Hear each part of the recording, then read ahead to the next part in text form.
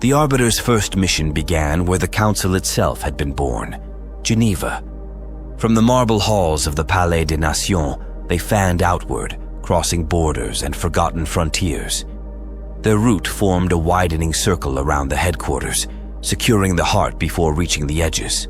For weeks they sent no report, no news about incursions, no comments on rifts, nothing. But when they returned, scarcely a month later, they brought something far heavier than prisoners or relics. They brought knowledge. Knowledge that would shake the very foundation upon which the United Nations Planner Defense Council had been built. For 20 years, the Council's creed had been unchallenged, that every non-human presence upon the Earth was an intruder, an entity from beyond the veil, trespassing through fractures in reality itself. The Arbiters found otherwise. Some of these beings were not interdimensional at all. They were indigenous, ancient species that had walked beside humanity since before recorded time, before the first hearthfire, before the first word, before the first boundary was ever drawn between us and them. It seemed the Earth was not merely divided by the borders of humankind. Beneath the familiar geometry of nations lay another map entirely, a parallel geography of overlapping dominions, unseen and unacknowledged. Their territories were not bound by soil or sea. A single species might rule across oceans and continents. Another might dwell in the crushing depths of the Atlantic. Another in citadels hidden above the clouds. Each dominion obeyed its own ancient laws. Each enclave, though scattered, remained united by lineage, culture, and language. And like humanity, they too possessed something resembling diplomacy. They maintained a neutral domain, a sacred ground where all species could gather in peace, to mediate, to negotiate, and to preserve the fragile balance of their shared world. It was this place that the Arbiters discovered, days after leaving Geneva, a structure of impossible architecture, veiled beneath myth and secrecy. What they found could only be described as an alternate United Nations, a global council of sentient, non-human species known in their tongue as Nations-LBS, translated loosely as the League of Peace and Prosperity, the LPP. Neither organization had known the other existed. For generations they had shared the same world, each hidden in plain sight, each mistaking the other for myth, superstition, or nightmare. The first meeting between the Arbiters and the League was cautious. There were no raised voices, no weapons drawn, only the silent weight of mutual suspicion. Language was no barrier. The League had long since mastered the tongues of humankind. It was trust that stood between them. And yet, through patience and restraint, through gestures of sincerity rather than force, the Arbiters succeeded in piercing the ancient veil of doubt. In those first exchanges, both sides offered what they guarded most, their truths. The Arbiters revealed the existence of the United Nations Planner Defense Council, its origins, its mandate, and the long years it had spent in secrecy, defending humanity from forces unseen. In turn, the League shared something far older, the histories of civilizations buried beneath mountains, within oceanic trenches, and high among the thunderclouds, societies that had endured since before the first human word was spoken. The League, well versed in the affairs of mankind, had observed nations rise and fall, their wars, their treaties, their vanities. When they learned of the Council's true purpose, to defend this world from interdimensional incursions, they recognized at last a kindred mission. As the Arbiters' report reached the President, an emergency session was convened beneath the Palais des Nations. The revelations left no room for denial. Both the Council and the League were forced to reconsider their founding doctrines.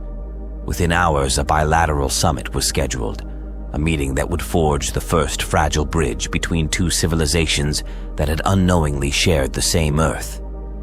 The location chosen was unassuming, a council warehouse near the docks, its windows sealed, its walls soundproofed, its existence omitted from all records. But it was there, among dust and silence, that the first foundation of an impossible alliance was laid. For 8 consecutive days, delegates from both sides crossed the boundary between the known and the hidden.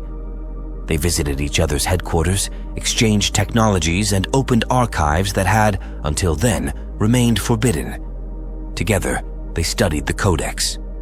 Once feared by the League as a prophecy of their extinction, it was now reinterpreted as a shared guidance of survival. Reassured of its safekeeping, the League contributed its own scholarship, translating the unknown tongues inscribed within, adding new annotations, maps, and records of entities unlisted in the original text. They revealed the existence of other species, some benevolent, others hostile. They charted points of recurring incursions, territories best left undisturbed, and organizations, non-human and human alike, whose motives had long strayed from peace. The exchanges continued until May 11, 1954, when, during the 9th session at the UNPDC's main headquarters, the League's leader herself addressed the Council. She was Nathira Munuris, a female Ashurus, one of the oldest sentient species known to the League. Before the assembled delegates, she offered an unprecedented apology. She admitted that fear had driven the League's early actions, fear of the Codex, fear of the unknown, fear of extinction. It was that fear, she said, that had led to the assassinations of those linked to the 1939 expedition and to the suppression of foreign researchers who came too close to the truth in 1948. She expressed regret that the act had forced the Council into hiding, buried beneath the earth in its subterranean fortress. Her words fell heavy in the chamber. When she finished, President Hafez Musa rose in response. He too offered an apology, on behalf of the Council he now led. He admitted that the UNPDC had fought the wrong enemy, that its early years had been marked by ignorance and loss, that in defending humanity, they had condemned the innocent. Then, in a gesture unprecedented in the Council's secret history, Musa shared one of its most guarded technologies, the Hemispheric Observational Lattice System. Through it, the League would gain the ability to perceive rifts as the Council did.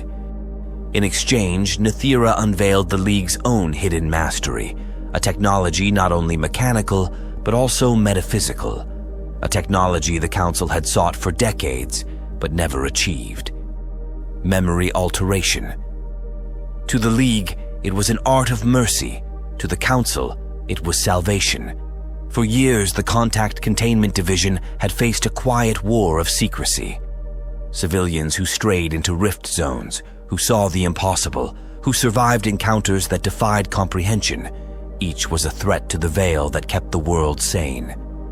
Until that moment, containment had meant persuasion, isolation, or execution, a brutal necessity that consumed time, manpower, and conscience alike. But now, the League had given them another way, a method to erase the impossible, not from the world, but from memory. The alliance that followed brought more than technology. It brought freedom. For the first time since 1948, members of the Council, scientists, field operatives, even the watchful eyes of the Integrity Directorate, were allowed to walk upon the surface once more, to see sunlight, to breathe air not filtered through stone and steel. It was a quiet triumph, a moment when, for the first time, the Council's burden felt lighter. But it would not last. Both organizations raced to adapt to their newfound partnership. Doctrines were rewritten, protocols redefined, even language itself evolved. Strays came to define the interdimensional intruders who slipped through rifts. Locals became the term for the ancient species who had shared this world with mankind long before history began. And then, in January 1955, came the Council's most controversial decree, cognitive redaction. Every civilian who witnessed an anomaly, every survivor of a breach, would henceforth undergo memory suppression, revision, or erasure. The technology was sanctioned as necessity, endorsed by the Integrity Directorate, implemented by the Contact Containment Division. From that day forward, the world itself began to forget. What was seen would be unremembered. What was known would be unmade. To protect humanity, the Council had taken its next step, and begun rewriting the mind of mankind itself.